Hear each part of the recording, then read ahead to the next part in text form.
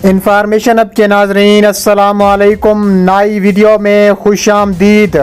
बहुत बड़ी breaking news सामने आ रही है कि भारतीय फौज पर चीन का बड़ा हमला, बहुत बड़ी जंग छिड़ गई।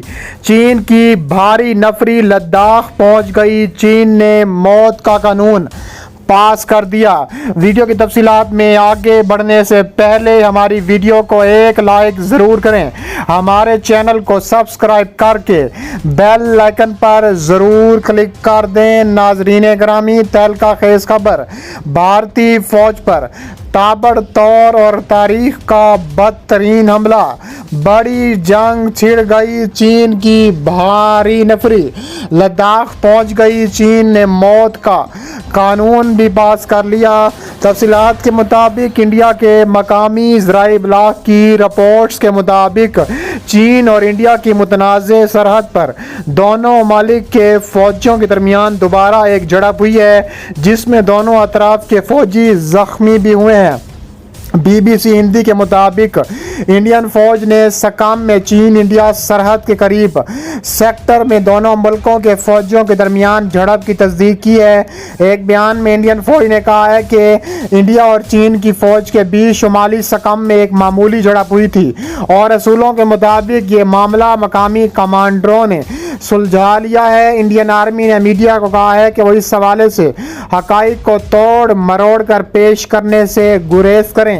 नुमाइंदा BBC शकील अख्तर के मुताबिक इस झड़प में फौजियों ने एक दूसरे को घोंसों और मुक्कों से निशाना बनाया, जिसके बाइस मुतअद्दिद फौजी जख्मी हुए। इस झड़प में दोनों जानिब के कम अज़ कम 150 फौजी मुलव्विस थे।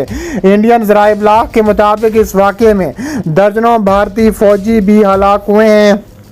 इसके अलावा मीडिया रिपोर्ट्स के मुताबिक इस मुतनाज़ सरहदी इलाके में झड़पों के बाद से दोनों मुल्कों के दरमियान कशीदगी बढ़ी है। इसके अलावा वादी गलवान में एक झड़प के नतीजे में कम अज़ कम 20 इंडियन फौजियों के हलाक होने की तस्दीक हुई थी, जबकि चीन ने इस हवाले से कोई बयान नहीं दिया था इसके कितने फौजी हलाक या ज़ख्मी हुए हैं। इंडियन मीडिया के मुताबिक ये हालिया झड़पें सकाम में नाकोला पास के करीब पेश आईं। सकाम का इलाका भूटान और नेपाल के बीच में वाक़ है। मीडिया रिपोर्ट्स के मुताबिक मुबैना तौर पर चंद चीनी फौजियों ने शुमाली सकाम में नाकोला बॉर्डर पार करके इंडिया के इलाके में आने की कोशिश की, जिस पर यह तनाज़ा खड़ा हो गया। इंडिया और चीन के दरमियान दुनिया की तवील तरीन मुतनाज़ सरहद है। दोनों मुल्कों का दावा है कि दरअसल ये इलाका उनके मुल्क का हिस्सा है। इसके अलावा 3440 किलोमीटर तवील सरहद पर दरिया, झीलें, बर्फ़ से ढकी चोटियाँ और इसी वजह से सरहद की जगह वक्त के साथ तब्दील हो सकती है। कई मौके ऐसे आते हैं जब दोनों मुल्कों के फौजी आमने सामने होते हैं, जिससे कभी कभार झड़प के इम्कानात पैदा होते हैं। दोनों मुल्कों के दरमियान सिर्फ एक बाकायदा जंग सन 1962 में लड़ी गई थी।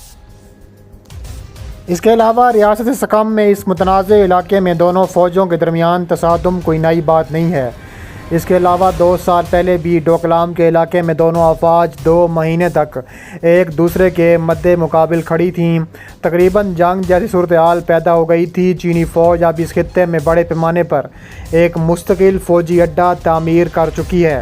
गुज़िश्ता दिनों अरुणाचल प्रदेश से ये खबर आई थी कि चीन ने इंडिया की सरहद के कई किलोमीटर अंदर एक पूरा गांव तामीर कर लिया है। चीन का कहना है कि अरुणाचल प्रदेश को अपना खित्ता मानता है। इंडिया और चीन के दरमियान तनाव और झड़पों की खबरें अब भी ज़ेर बहस हैं। इंडियन फ़ौज के बयान से ज़ाहिर होता है कि दोनों मुल्क मुज़ाकरात का रास्ता खुला रखना चाहते हैं और इन झड़पों से बातचीत के अमल को ख़राब नहीं होना देना चाहते।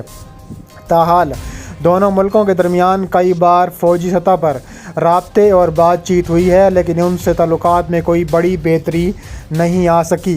इंडिया और चीन के दरमियान इस मुतनाज़ सरहद पर अब भी कई मकामात पर आमने सामने होते हैं, जिससे झड़पों के इम्कानात बढ़ जाते हैं। इंडिया की सरकारी खबरसां agency Press Trust of India के मुताबिक ज़राए ने बताया है कि लाइन ऑफ एक्चुअल कंट्रोल में चीन की सरहद पर वाक़ मोल्डू सरहदी पॉइंट पर मुनक़िद हुआ है। مذاکرات کے اس دور میں بالخصوص توجہ اس بات پر تھی کہ مختلف طریقہ کار کا جائزہ لیا جائے جن کی مدد سے اس 5 نکاتی معاہدے پر عمل کیا جائے جو کہ گزشتہ سال ستمبر کو انڈیا کے وزیر خارجہ ایس جے شنکر اور چینی ہم منصب وانگ یی کے مابین طے پایا تھا۔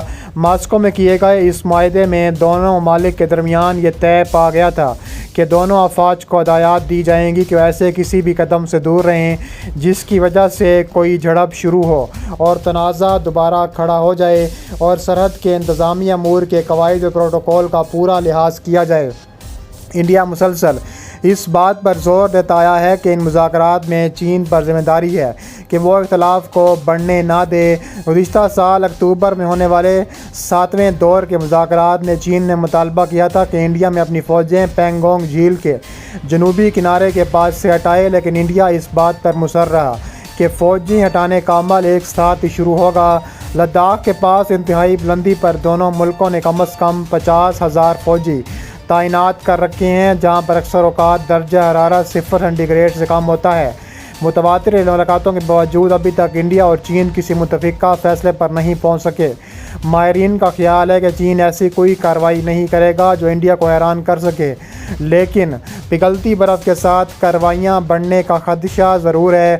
خبر رساں ادارے رائٹرز کے مطابق دریائے گلوان کے اوپر بنائے جانے والی تعمیرات پچھلے ماہ نظر نہیں آ رہی تھیں۔ چین اور انڈیا نے اس بارے میں کوئی تبصرہ نہیں کیا۔ چین اور بھارت کی فوجوں کے مابین 15 جون کو متنازع علاقے لداخ کی وادی گلوان میں جھڑپیں ہوئی تھیں۔